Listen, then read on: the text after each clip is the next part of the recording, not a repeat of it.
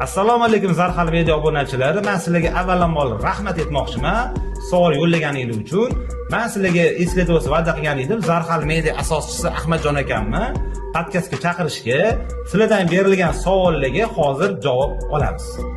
Birinchi savolga o'tamiz.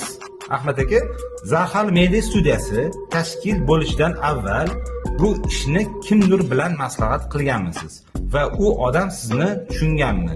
Sizga taklif berganmi? Zarhal Media tashkil etishida. Assalomu alaykum Zarhal Media obunachilari.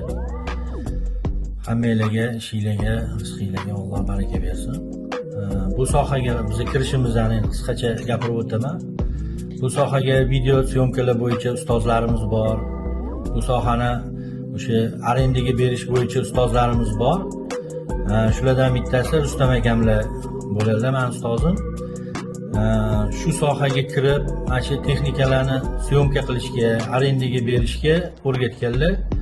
Shu insonni oq fotihalari bilan ruxsatlarini olib, shu texnikalarni arendaga berish bo'yicha ishlab kelyapmiz.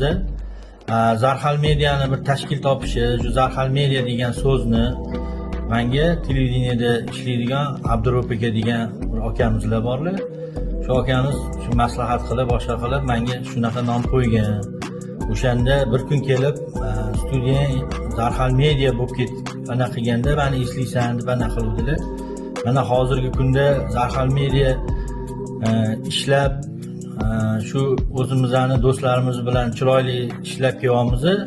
Shu odamga bir minnatdorchilik bildiraman, ustozlarimga minnatdorchilik bildiraman.